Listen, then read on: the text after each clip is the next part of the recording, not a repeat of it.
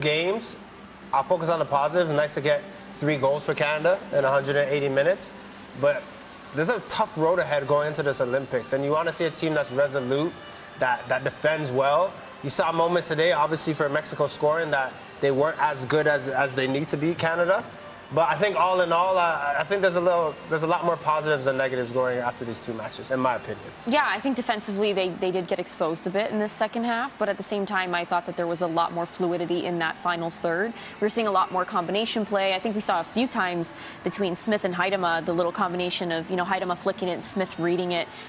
There was some good stuff in this game. I think the intensity was there. It looked like Canada wanted it more in that second half than they did in the first. So I think overall there is a lot of positive takeaways, but there are some things that definitely need to be fixed. And once again, Mexico, a solid opponent. We know they're not going to the Olympics, but they are the 2023 Pan American champions. And at the inaugural Gold Cup, they defeated the Americans on American soil. That was the first time that the Americans had lost since 2000 on home soil, making it to the semifinals as well of the Gold Cup. So even though this is a team that's in transition and not going to Paris, this was very well calculated by Bev Priestman and Canada Soccer to have Mexico as an opponent. So a win and a draw, I would imagine there are some positives to pull from that. But once again, it's Bev Priestman making some adjustments in that second half, and then we do end up seeing that first goal. Now, again, though, it comes from Khadijah Buchanan in that first game. Yes, it was Adriana Leon and Chloe Lacasse, but we have a defender here jumping on in, Jordo, and getting the goal. It's always funny because defenders will basically look at strikers and midfielders of all the chances that they miss and say,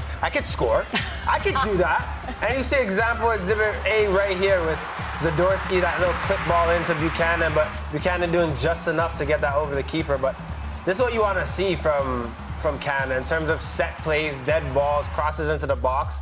Just finishing their chances, Jess. Yeah, and if Buchanan was saying that, she can definitely say, I did that. I did like, it. She did that. That was a really nice finish, and I think, shout out to Zadorsky for that, to get that assist, especially on her 100th cap. So I think that was a perfect example of what Canada needs to continue to do, because they have showed that they are very good at winning those aerial challenges in the box, and getting more crosses in, I think, will help them find success. A little bit more chaotic in that final third in the second half, in the sense that we had said at halftime, and you in particular had said it, Jordan, sometimes you just want them to shoot. Like, just shoots.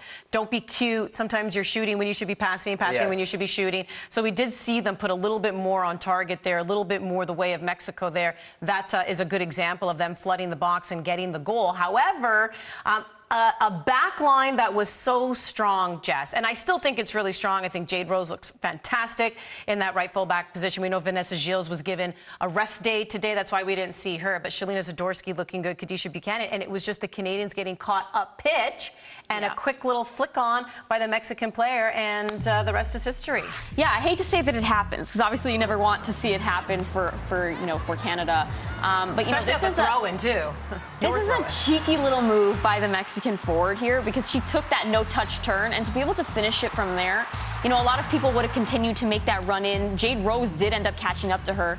She did get caught here a little bit, but at the end of the day, this is a great finish. Like, there's not much else to say about that. Yeah, Jordan, you go ahead. Yeah, I think with Canada moving forward, right, especially when you have that 2 in the midfield to protect the back 3, you have to be so aware of where you are on throw-ins. So I think this is a lesson. I know Bev Priestman is going to look at this and say who needs to be the one holding. There's only one striker. You don't think that Awujo is going to score. I think she does incredible on that goal.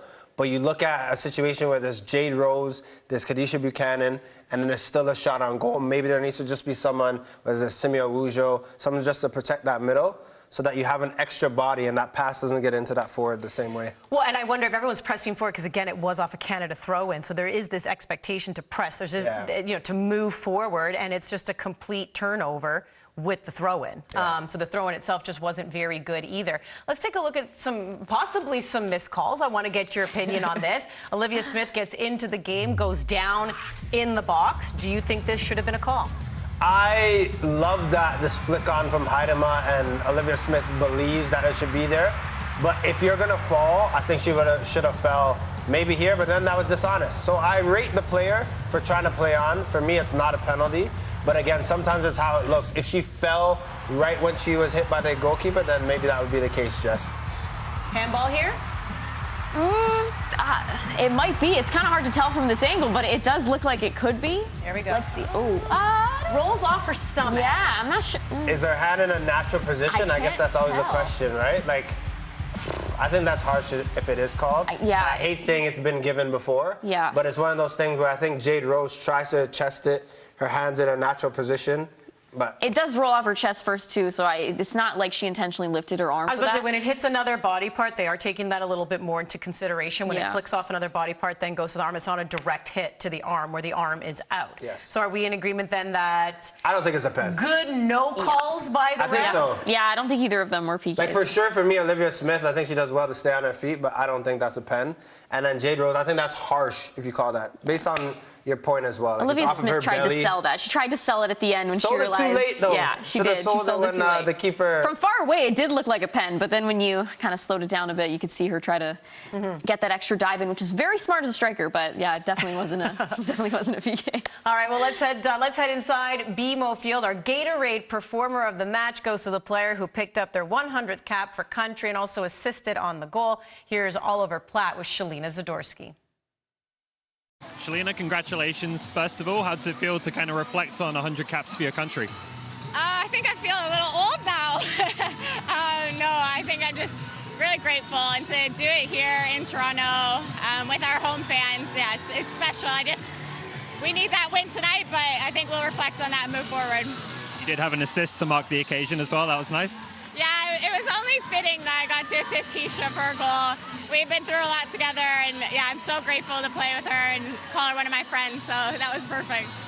Not the result you wanted tonight, obviously, but when you look back since the World Cup at the work that's been done, how do you feel about this team going into the Olympics?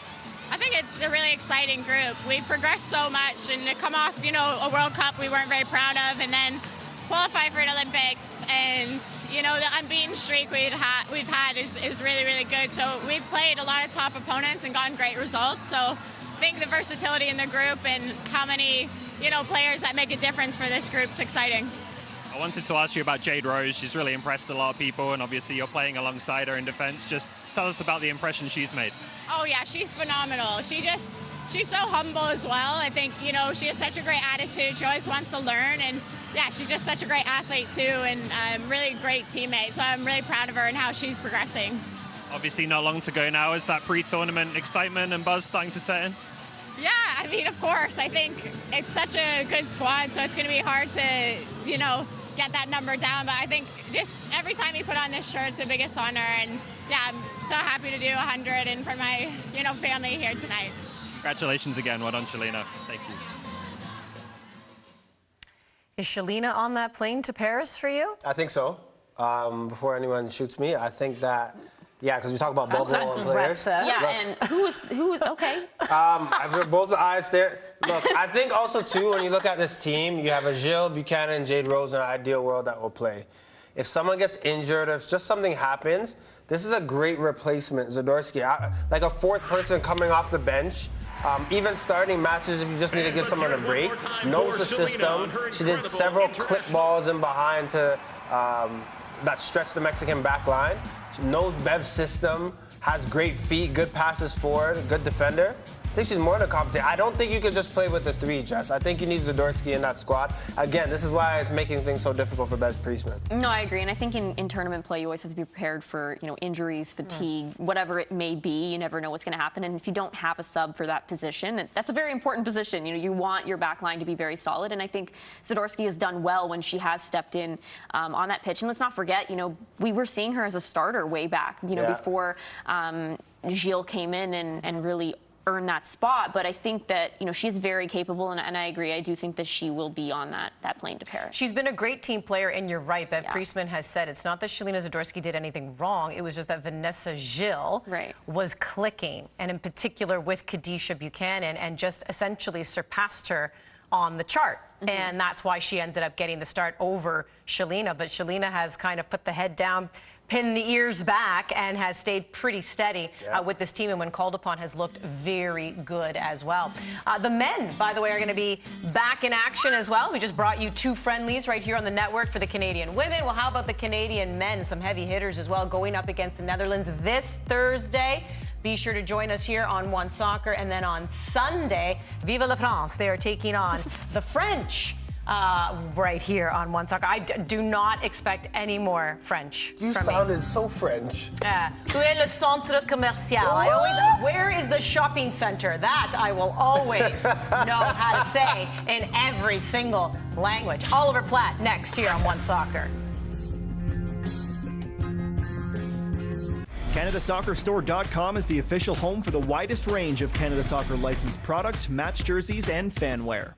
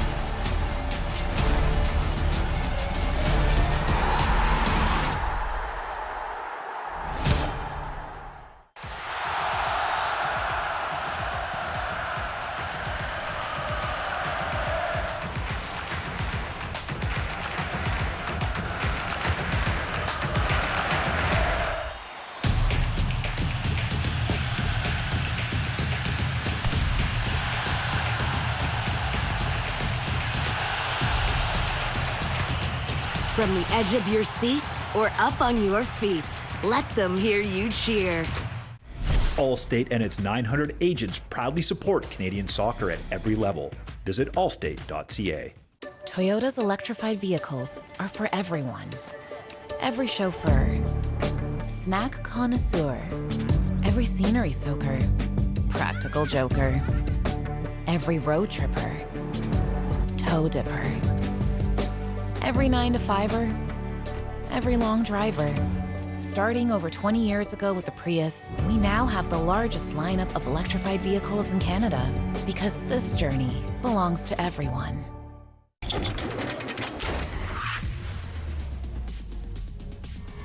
1-1 the final here tonight inside BMO Field between Canada and Mexico. Oliver Platt on the sideline for this one. And Ollie, you had a great view of that tackle of Jordan Huitema. A, take us through what happened. B, do you think it should have been a red card? Yeah, I think it was absolutely a red card. I thought it was a disgraceful challenge, to be honest with you. It happened right here, like you said. I think Huitema, she got body checked on the touchline. I think she ended up like 6 feet off the pitch. It's a problem I have with officiating in general, unfortunately, is that I think there are things that happen in the run of play on the pitch that, you know, are legitimate attempts to win the ball or whatever, that go wrong and get punished very harshly. And then something like that that's completely off the ball, that threatens injury on a player. You know, thankfully Huitema was able to get up and carry on, but she was really shook up by it initially. Stuff like that, you just get away with the yellow card. I don't really understand it. I thought that should have been a straight red. Yeah, plays like that, too, you're often just not expecting it as a player. And we had said even in our pregame show, Jordan Huitema coming back from a back injury. So you also hope that that'll be okay, being caught off guard as well, and your back taking a bit of a beating there. But let's look at this attack here. And I'm wondering, it just seems like a broken record here, Ollie. We keep talking about the attack, Canadians needing to score. Do you think some questions were answered here tonight, or maybe even in these 2 games, or do you think there are more questions now? Yeah, not really, to be honest with you. I think probably more questions than answers based on these 2 games. I think if there is one big answer that you can take away, it's that there's probably a small group of 2 or 3 players who Canada are going to need to really rely on in attack. We didn't see Leon and Lawrence as a partnership on the right-hand side from the start of games. Obviously, we saw it later on, but there's no doubt first game of the Olympics, they're going to be starting together, and that's been the real attacking strength of this Canadian team. And then Nichelle Prince, like this team is just so much better when Nichelle Prince is in the starting lineup. So I think the positive is there's a lot of players coming off the bench and impacting the game later on. But in terms of starters, I think they're going to need to rely heavily on Lawrence, on Leon, on Prince, and they just need to make sure they do everything they can to get Prince healthy and ready to go. Well, let's talk about two players who people are hoping can really be a big impact in that attack, and that, of course, is Evelyne Viens, who gets the start here. Bev has also said she looks better as a super sub as opposed to a starter. I want to get your thoughts on Evelyne Viens, and then our boy Jordan Wilson actually has Janine Beckie on the bubble when it comes to this Olympic roster, and based on what you've seen from her, agree or disagree? Yeah, I'll start with Viens. I feel for her a little bit. She hasn't had many opportunities to start, and I think players do need runs. Obviously, you don't really get that at the international level. There's no doubting that, you look back at the Brazil game in Halifax, she started, and again tonight, it's been a bit of a struggle. I thought she had some decent moments in the first half, but not the half as a team that Canada would have wanted. And again, I think that's what Bev Priestman will kind of look at, is not just necessarily the individual performance of Viens, but how the team around her functions, and it just hasn't quite clicked so far to the point where I think you can, consider starting a game that way at the Olympics. As for Beckie, I think obviously on top form, she's a key player for this team. She just doesn't look to be there right now. So that's, again, another one of those question marks of how many minutes do you have to give her? Is it a rhythm thing, coming back to this team, obviously, after a long injury layoff? Can you get her going a little bit, or is there something that's going to be a bit more problematic there going into the Olympic Games? But she hasn't quite looked like she's been on song and in sync with her teammates in these two matches. Simi Awujo, though, for you, Ollie, a positive here tonight? A big positive. I thought Awujo was fantastic. I thought Jade Rose was very good as well. Unfortunate on the Mexican goal, but I don't think she did a lot wrong there. It was a spectacular finish. But for me, the big takeaway with those two is that you have to trust these two players, and you have to give them big roles. They're ready. Like there are other young players who people talk about who are maybe Olivia Smith, for example. I think it's going to be more of an impact sub at this tournament if they make the roster. But I think there's other youngsters, namely Awujo and Rose, who are having a big impact on this team. And it's time to really give them the reins, make them key parts of this team, and let them go. Because I think if Canada's going to take that next step, where they can compete for a medal again in a tournament that has France at home, United States, Spain, Germany, Australia, Japan, it's a stacked tournament. You're going to need a little bit of extra and a little bit of something different, and Simi Awujo is certainly one player providing it right now. She has looked good, and so has Jade Rose, that's for sure. Ollie, appreciate you taking the time, doing all the work there at BMO Field. 1-1 between Canada and Mexico in the two-game series here. The first one, the Canadians beat the Mexicans 2-0. CONCACAF, the World Cup qualifiers begin tomorrow. Yes, June 5th. We are in the month of June, road to 2026. That, of course, is the World Cup that will be jointly hosted between Canada, Mexico, and the United States. You can catch that action right here on One Soccer. Shelina Zadorsky, 100th cap, assists on Kadisha Buchanan's goal. Ovale gets one back for the Mexicans. 1-1 the final here in the Olympic send-off. More to discuss as we try to figure out how Bev is going to figure out her 18-player roster.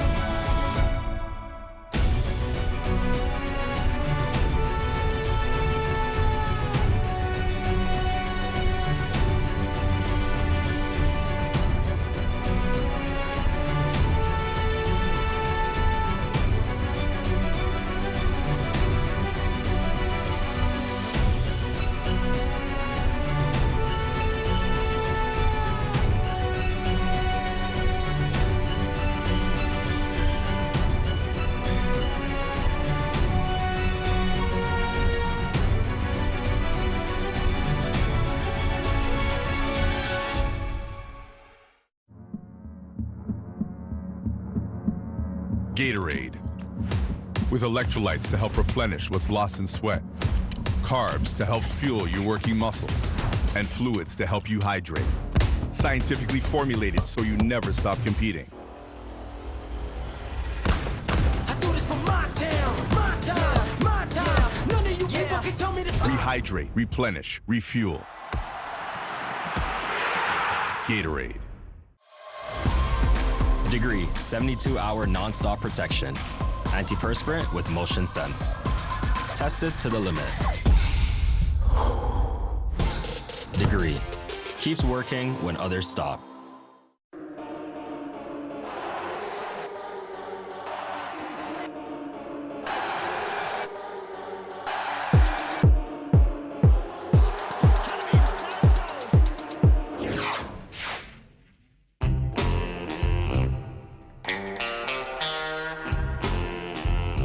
This ultimate mouth-watering moment is brought to you by the big, bold, ultimate taste of Ultimate Chicken Hot Dogs, only from Maple Lodge Farms.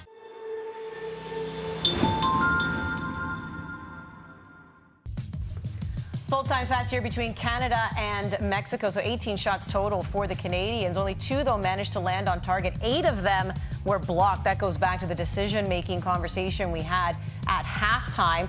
Possession, though, 62%, so definitely comfortable holding on to the ball, just really needing to clean things up in that final third. But seems to be a consensus across the board. Somebody who looked good in that midfield, Simi Awujo. Simi, obviously not the result you wanted tonight, but what will you kind of take away from this camp heading into the Olympic Games? Yeah, I think this camp just kind of showed us like how together as a team we are. I mean, there were some tough moments. There were definitely some things we weren't happy with. But at the end of the day, we know that we have each other's backs, and you can see it on the field, you can see it off the field. So I think that's something that we just need to take into the Olympics, and it'll bring the best out of us. Your partnership in midfield with Jessie Fleming really seems to be growing. Tell us a bit about that and how that relationship's kind of developed. Yeah, I feel like Jessie always has my back. Like, Jessie's always looking out for me. Any questions I have, she'll answer them. She's always trying to boost my confidence. So, like, that kind of shows itself on the field. Like, I feel like she's always, like, helping me out, and she always is encouraging me on the field, off the field. So I think it's helped me to grow, and it's helped me to be able to play with her a little bit better. And I think, like, the more time we have, the better it'll get. Played in a lot of big games recently, USA, Brazil, Australia. What's that done just in terms of your own personal growth? Yeah, I think it showed me like what these Tier 1 teams are going to look like. I think it's challenged me to kind of step outside of my comfort zone and to like believe in myself a little bit more. I think it's definitely helped me with my confidence and my ability to go into these games and just kind of play with my team, knowing that everyone has each other's backs and that we're going to go out there and do what we do. How are you feeling just on a personal level going into a major tournament like the Olympic Games? I'm feeling really excited. Like, I think this is something everyone's been looking forward to since the last Olympics. So like, just going into that game, going into the Olympics, like with all the games that we've had, all the success that we've had in the past few years, I think it'll be really good. And yeah, I'm just excited. Thank you, Simi. Well played tonight. Along the lines of Simi Awujo being a young and new face of this team, Jade Rose did an interview this week where she said, I know a lot of people are talking about us going and defending the golden pair. She goes, but for a lot of us players, herself, Simi, you know, being 2 of them, she's like, we weren't around for Tokyo. We don't feel that pressure. Not that I want to call it a burden in any way, shape, or form. She goes, but we're just walking into it just completely wide-eyed and excited to just be part of something really special. So there's a little bit of freedom there, too, especially when you have these young faces. When it comes to these 2 games, you know, like we were saying, we're trying to ask some questions here. Have the players made it any easier for Bev to name this 18-player roster? It seems like we're kind of all in agreement with Ollie. More questions maybe than answers. But how much of that as well is Bev still trying to find those partnerships that look so good in that home and away series against Jamaica to qualify for the Olympics? Yeah, I mean, I think we saw Lacasse and Collins start to create a really good partnership. And I think now with Revere back in the mix and Bev trying different people in different positions, we aren't seeing those partnerships build as well. You know, we were seeing, it was also Leon and Lawrence. Yeah, they were doing really well as well. And I think we saw a bit of that in the first game, but not so much this game, obviously, with Leon coming off the bench. But I just think that overall, those partnerships need to strengthen, and Bev needs to find those people that work best together, because that's when they are great, when they find those partnerships on the flanks and they're able to, go out to come in and score those goals. I know there are a lot of talented players right now for this women's national team, but I think Bev Priestman's biggest hurdle or challenge is, do you go with what you know, with what maybe has won your gold, or the players that you know, or maybe some new emerging talent? And it's tough with national teams because every 4 years or every 2 years there's a big tournament, there's new players coming in. Right. Do you leave out a Smith? I mean, Jade Rose is a player that probably is a lock for me, and Awujo, and the emerging players. But the Smiths, do you keep that? Do you maybe rest or leave out a Becky? Like, these are the questions for Bev Priestman that are probably going to keep her up at night, because it's like, I know certain players and there are new ones that I'm learning to trust. But who do you bring on this 18? Well, and I asked you in the pregame show, because you did have Nichelle Prince and Quinn as locks, and I said, do you lock in players who are clearly dealing with injury? Quinn obviously not even here, but Nichelle Prince, even though she's with camp for precautionary reasons, we didn't actually see her.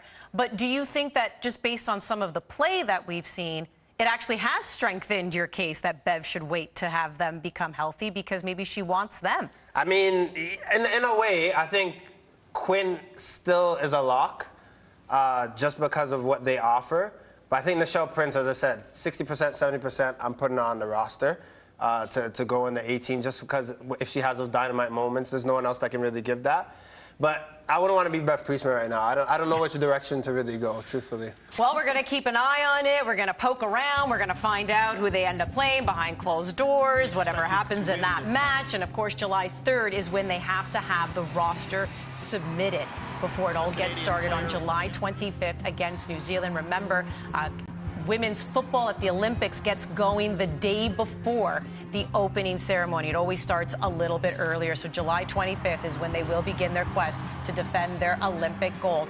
2-0. They win the first game 1-1 here tonight. Thanks for tuning in. We'll see you next time. In 5 years, we'll be doing this, but in Japan. In 5 years, my family will be joining me. I'll be living in the city. Not living in the city. In 5 years, I'll be king of the court. I'll be playing for Canada. I'll be playing for Canada. In 5 years? Where won't I be in 5 years?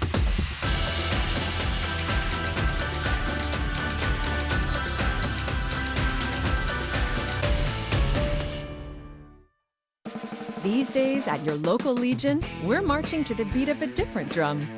On a mission to support veterans, to have fun, and to welcome everyone to our ranks.